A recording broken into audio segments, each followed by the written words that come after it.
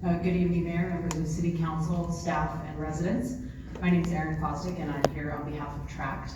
We own the 343-acre parcel at the southeast corner of Gun Club and Highway 6 that is slated for a master plan data center campus.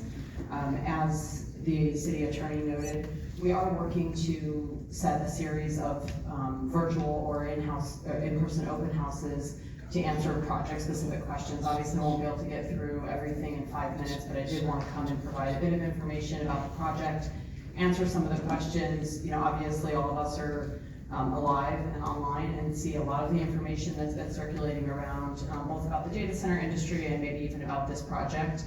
So I just want to provide some factual information as the developer and what our intention is. This site was chosen. It was annexed to Morris in 2007 and 2008. It's zoned industrial, so it's appropriate for this type of use. It does have access to public utilities, water, wastewater, and probably most importantly, power. There are high capacity transmission lines just to the east of this property. And we can talk a little bit more about why that's important as I go through.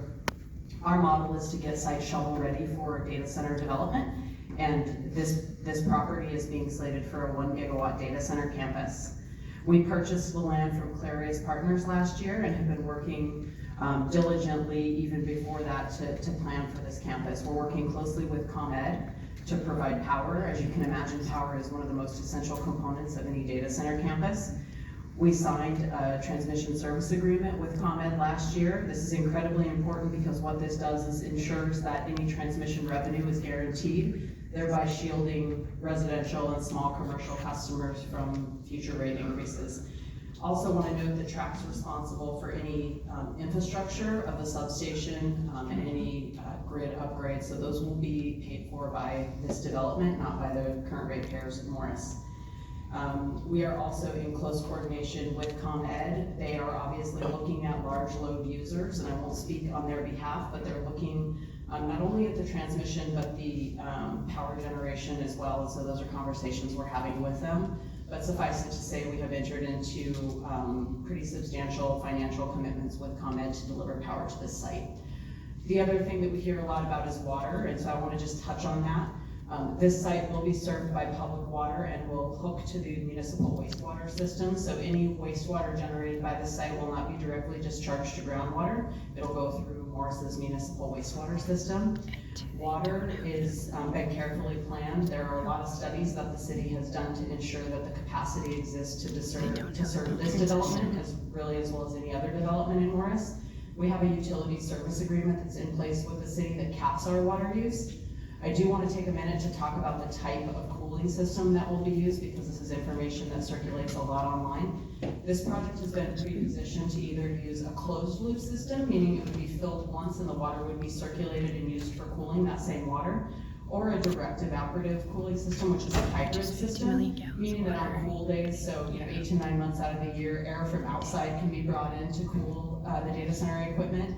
But on those hottest days of the summer, water can be used for cooling, and so we're still determining what the appropriate cooling system is, but we'll obviously work within the confines of the utility service agreement that's set up.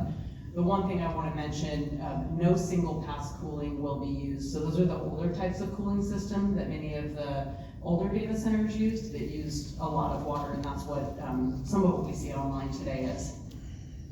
This project's going to obtain, obviously, any necessary environmental, building, city permits. Those will all run with the project, not with the property owner, but those are all things that are going to need to be complied with. So air quality, water quality, building permits, any of those.